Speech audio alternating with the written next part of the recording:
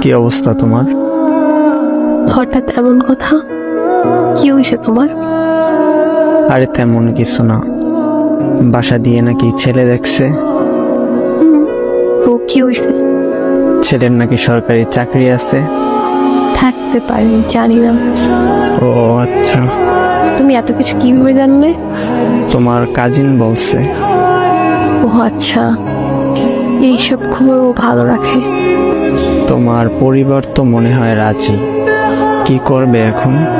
আমাদের সম্পর্ক কি এখানেই সমাপ্তি? এই শোন, বিয়ে আমি করব, আমার পরিবার না।